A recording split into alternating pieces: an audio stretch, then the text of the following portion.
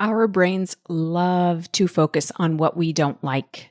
It feels useful to us, and on some level, it can be. The only problem is when we remain focused here, we feel down. Disappointment, disgust, frustration, anger, hate, these all feel terrible in our bodies. So, if we want to feel happier, more motivated, more energetic, we have to manage our minds to spend at least as much time in the space of approval. And it's easier to do than you might think. Welcome to episode 468, Approval Power. This is Better Than Happy. I'm your coach, Jody Moore, and on this podcast, my objective, just so we're clear, is to change what you've been taught and have likely believed about yourself up until now. Here's what I believe about you.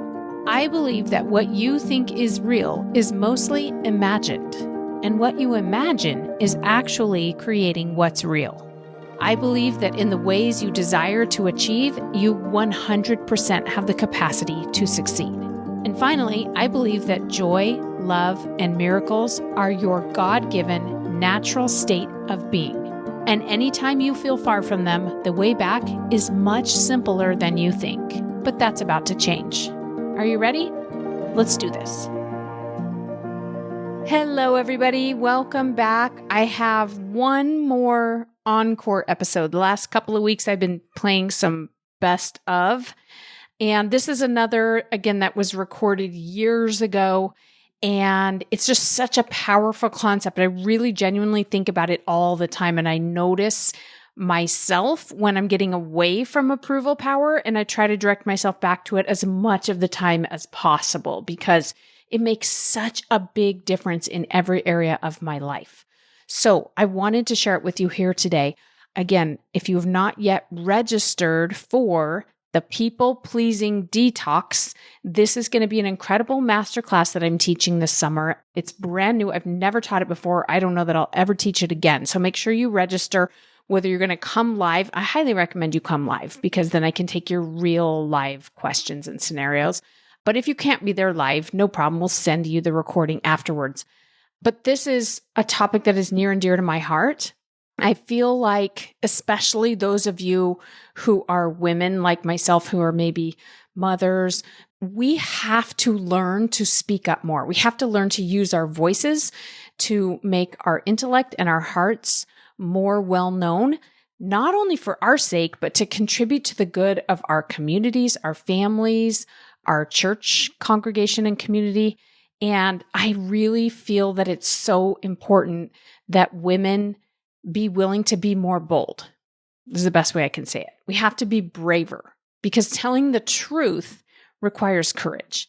So this applies, of course, in your own personal life, but this applies on a bigger scale as well. So I hope that you will join me for this class. I'm going to teach you how to do it. I'm going to teach you how to do it in a way that feels like you, how to tell the truth, how to say no when you want to say no, how to speak up and disagree when you feel like you disagree in a way that is still very kind and generous and not argumentative and feels like you, more or less. So head to jodymoore.com/masterclass. That's where you can register. Again, it's jodymoore.com/masterclass. I'll see you there. So I want to talk to you about approval power today. This is something that I'm generally really good at, but only because I trained myself to be good at it. Although it is something that I noticed and have paid attention to for a very long time. Some of the things that I do as a coach are definitely things that, I think Heavenly Father gave me some talents and gifts, as He's given all of us talents and gifts. Some of mine lie in the area of observing human behavior and figuring out how to leverage the way our Heavenly Parents created us to just have a more enjoyable, more successful life. So I want to give you this story, and some of you might have heard me tell this story before. I've told it before, but this is from when I was a senior in high school. I was dating a guy. He's a great guy. I did not end up marrying that guy. He's not my husband. But anyway, we were at the McDonald's drive-thru, and the woman went to give us change, and for some reason she was out of I don't know, quarters or dollar bills or something. And so she was waiting for her manager to bring change. And she said to my boyfriend at the time, she said, I don't have the right change to give you unless you're okay with dimes. I have dimes. Can I give you a bunch of dimes? And my boyfriend said, dimes? We love dimes. And for some reason, it just struck me as like so awesome that not only did he say, yeah, it's fine. That's okay. Like, we're not going to be difficult here. We can take dimes. But he went so far as to say, we love dimes. And I was just laughing because, come on, nobody loves dimes. Nobody wants a whole bunch of change. Or at least we just don't even care. We don't really pay attention, right? And I was like, you know what's awesome is you can just choose to love dimes if it just so happens that someone needs to give you a bunch of dimes. And there are so many things like that in our world, things that you could just choose to like. Did you know this? You can choose to like things. You can choose to approve of things. And I've found that I am a much happier person now that I've trained myself to like most things. I really do. There are still some things I don't like. And actually, I always want to not like a lot of things. Like, I want to not like it when people mistreat one another. And I want to not like when somebody's in pain and somebody's suffering. There are things that I want to not like. But there are so many things that I used to walk around not liking that I realized there was zero upside to that. It was just not necessary. And it wasn't adding to making my life better. It was doing the opposite. It was distracting. It was making my life less enjoyable. Do you know why? I like that is a thought. It's not a fact. It's not an observation that you're making. And people think this. They're like, I just noticed I like this and I don't like that, as though they're telling me about themselves, what they've observed about themselves. What we lose when we talk about it that way is the reality that it's a choice. You have a choice about whether you're going to like things or not, you guys. I know it doesn't feel that way. I know it feels like it just happens to you. But I promise you, it is a choice. Again, I have always been fascinated by this. And so I've observed it in many, many ways. I notice that it used to be that the style that was cool and acceptable and modern and what we thought we liked in kitchens was a lot of dark wood and dark cabinetry and dark floors and dark banisters and railings, and like dark was kind of cool. Maybe it was cozy. I don't know. Like, I feel like this was sort of a thing back in the 90s or whatever. It was like cozy and chic looking and expensive looking to have lots of dark wood. I don't know if chic's the right word. I shouldn't be talking about home decor. I don't know what I'm talking about. But I do know that if you go in a house that was modern back in the 90s or the 80s and you walk in there today, odds are you're going to go, I don't really like this. Even if somebody took great care of it. Let's say that it's not worn out. There aren't problems. There aren't things breaking down. Somebody took really good care and it's very clean. You still might think that you don't like it if you're like me. Because if you've been watching TV at all or been on the internet or just been exposed to the world at all, then you know that now it's supposed to be light and bright. That's what we like. Bright, light, white kitchens, or at least a lot of light in there. Like the dark, not so much anymore, unless it's done exactly the right way. So how is it that we went from liking this type of kitchen to disliking that type of kitchen? It's not just something that happened to you, you guys. It's your brain that changed. It's your thoughts about what is a pretty kitchen. That's the only thing that changed. Okay? So I just want you to notice it's a choice. Now, you were given those thoughts, possibly if you're like me, were given those thoughts by the media and things like that. A lot of people say that and they're like, yeah, marketers sit around tables and think, what else can we sell people? But I personally don't think that most companies and marketers are out to try to like screw us over. I think that they sit around going, how can we make people's lives better? How can we help solve a problem? And what would be fun and interesting and new that people might enjoy? I think most of the time, actually, marketers and companies are coming from really good intentions. But still, my point is we get offered a lot of thoughts from the world about what we should like and what we should dislike. Okay? And I just want you to know that it's okay to take it from outside, but it is a choice still. It's a choice to decide I agree with that or I disagree with that. And that if you want to strengthen your ability to like things, you can. And then you will gain approval power. Approval power is just the power that you have as a person when you get better of approving of more things. There are so many things that are either neutral that you're not paying attention to that you could just choose to approve of, or things that you think you dislike. And I'm just like, why do we dislike that? So here's another example. I had a friend when I was in college.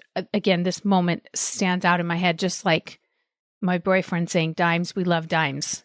This moment stands out too. I don't remember exactly the setup for the conversation. All I remember is my friend saying to me, I hate big trucks. And I was like, what? Why do you hate big trucks? I mean, why are you bothering with hating big trucks? Is there an upside to that? Because you don't have to own a big truck. No one's ever going to force you to.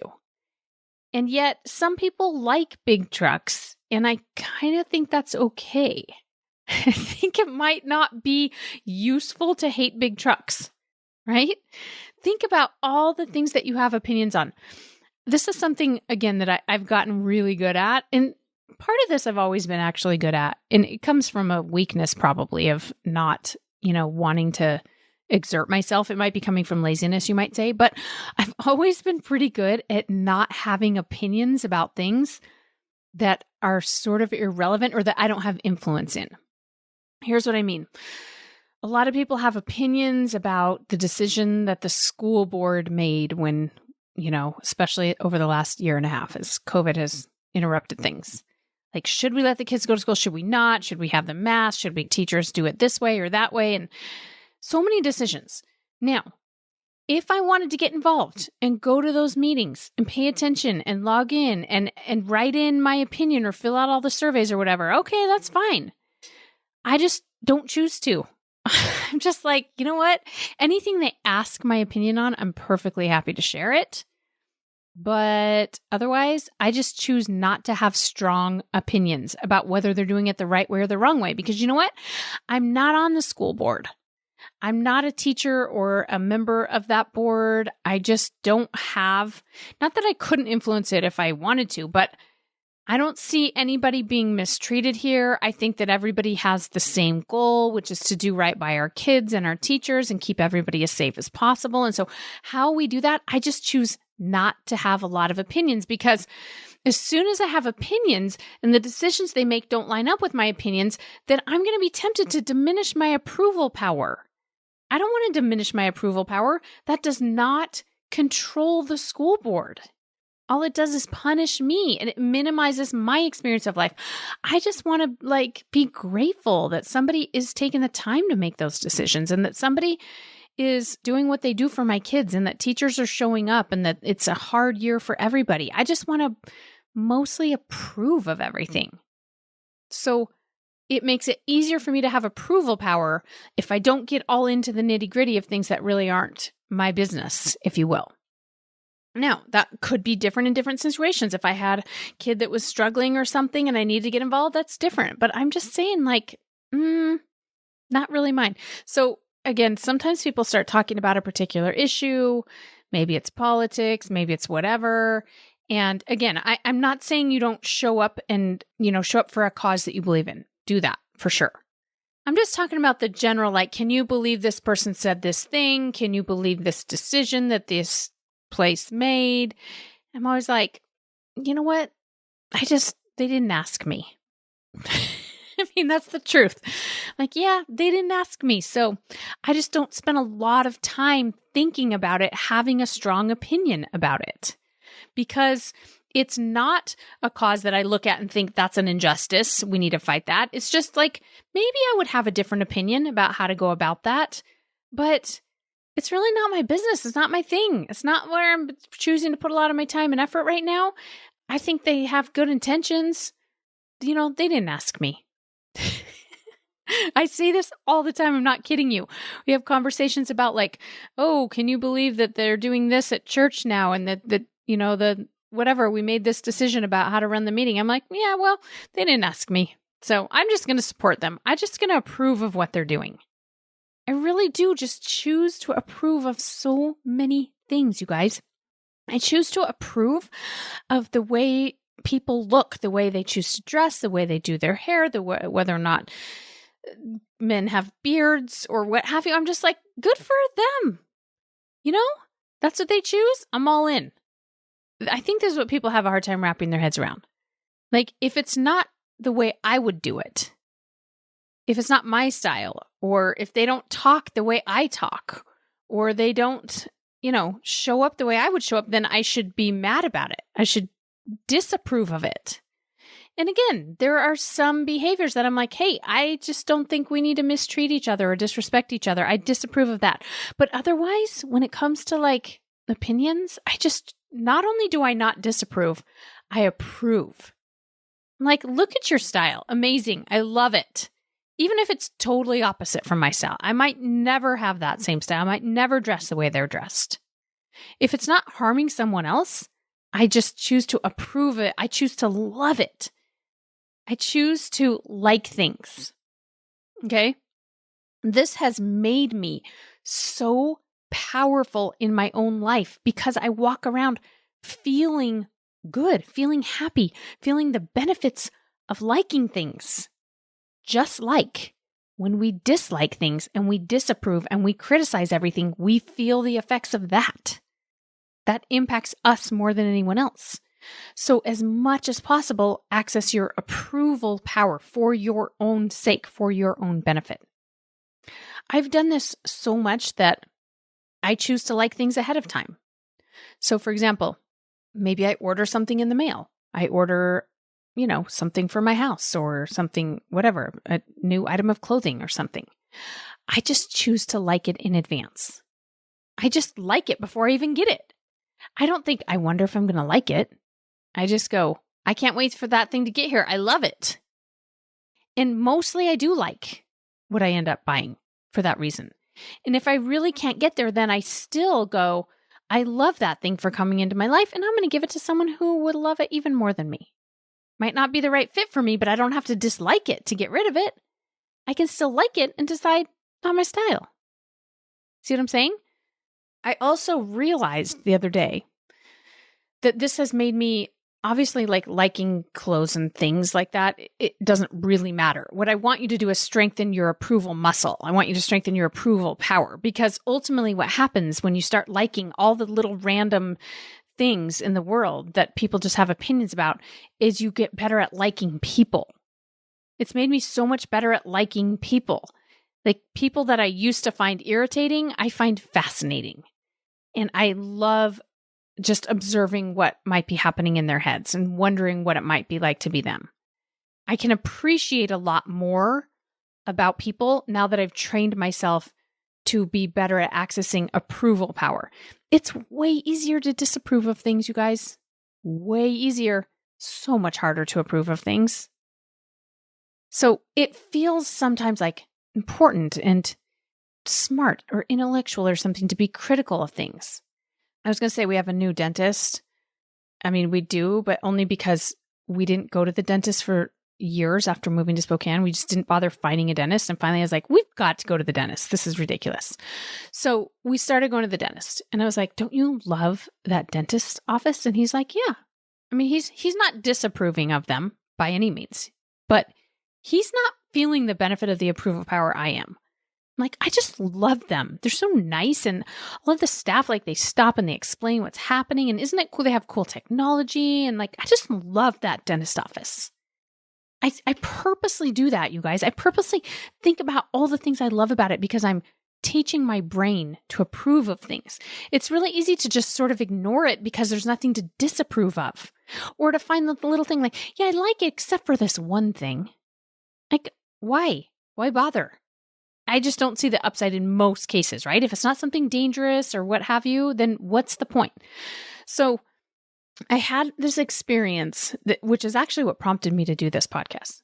I've had 2 people in the last like 4 to 6 weeks ask my opinion about another person who I've worked with in various capacities in my business, who they were considering working with. Maybe they were considering hiring them for their services or something like that. Twice in the last like probably month or so. Somebody said, "Hey, I know you've worked with this person or this organization. Could you share with me what your experience was? I'm considering hiring them." Right? And both times I heard myself saying and thinking, I love them. And a little part of my brain's like, oh, they're going to think that you're not very smart if you don't have something to say. This is the only drawback. This is the only downside. And in fact, some of these, at least one of the organizations that I was asked about, I know other people that haven't had the same thoughts and feelings. They don't love them like I do. They've maybe stopped working with them. So I'm like, should I let them know that? And here's what I realized. You know how there are people that you don't really ask their opinion because you know they just hate everything. Right? You have people like this. You're like, hey, let's ask our friend if he liked the movie. And then you think, no, of course he didn't like it. He doesn't like any movies. Or let's ask him if that restaurant was good. No, he's not the one to ask. He's going to say no because he's so critical. He doesn't like anything. He's going to tell you what was wrong with it, not the person's opinion we want to ask. Well, I think I'm kind of that person on the opposite end. Like, you ask me and odds are I'm going to love it. I'm going to love the person. I'm going to love the movie. I'm going to love the restaurant. I'm going to love the organization because I like to love things. I like to at least like and approve of things because it's so much fun. I feel so much happier. Okay. So if you ask my opinion, there's a really good chance I'm going to say, I love that place. Here's what I love about them. Here's why I think they're amazing. Here's why I love that person. Oh, that person's brilliant. So impressed with that person. It's not the person. I mean, it is, but it's my head being really naturally good at liking things because I practiced it, because I trained myself, because I'm so good at accessing approval power. And this is a power you can access too, my friend. It really is just a choice. Now, I'm going to tell you the best part of approval power. Are you ready? When you practice and you get better at approval power, you naturally get better at approving of yourself. You just do. When you're good at liking things, it doesn't matter what the thing is. It could be you. And that is what I've discovered. That is why this is the most powerful thing, is because when you love yourself, you don't have to think about yourself anymore all day long. You don't have to, like, you know that old story that your brain plays over and over again about what's wrong with you and how you don't look right and you didn't do it right and you're not smart enough and you haven't made the right choices and you're not a good enough parent or whatever it is. Yeah, that soundtrack, isn't it boring? Aren't you bored of it? It's so old, right? I'm so tired of it. I finally was like, I'm done watching that movie. I've watched it way too many times. And I started approving of all the things outside of me. I started liking people's names and liking how they did their hair and liking just all kinds of random things. And you know what happened? I actually like myself better. I didn't even mean to. It just happened on accident. Because again, if you ask me about someone, I'm probably going to tell you they're great, including me. It's really just a decision. I was listening to someone get coached the other day by another coach, and he was saying how he's having a hard time loving himself because he has some saggy skin. And he was asking the coach, he's like, I know I need to love myself, but how do I? And I just wanted to scream into the computer, but I wasn't live, so it wouldn't have worked. But I wanted to say, you just choose. It's just a choice. You just decide to love yourself. You're like, yeah, I got some saggy skin and I love all of me. Let's go. So what? It's skin. It's what bodies do. Bodies do funny things, especially as we get older. You know, you just have to make the choice. And if it's hard to start with you, I think that's the hardest place to start, honestly, to start with yourself. That's the hardest place. Start with things outside of you. Start with just loving that person's name. Like, what a great name. That's such a cool name. I love that name. I love what you're wearing today. I love that you just said that. I love that you would think about it that way, right? Start with loving other people. That's so fun to do. If that feels too hard, start with something smaller. Start with loving the color of paint on your house. Start with loving the plants in your front yard. Start with loving the plants at church as you walk in the door? Do you ever notice them? You ever notice the landscaping at church? What if you're like, oh my gosh, I love that someone planted flowers, right? Like somebody thought about, hey, it'd be nice, some flowers. And then they went and bought flowers. And then they planted the flowers. And those flowers haven't even died. Amazing. See what I mean? Like there's things everywhere that you could love. And when you do that, my friends, you will access an amazing power. All right? Do it with me. Can't wait to hear about it. Have a beautiful weekend. Bye-bye. If you find the podcast to be helpful, you're going to love The Lab. In Better Than Happy, The Lab, we experiment with applying all of it in your real life.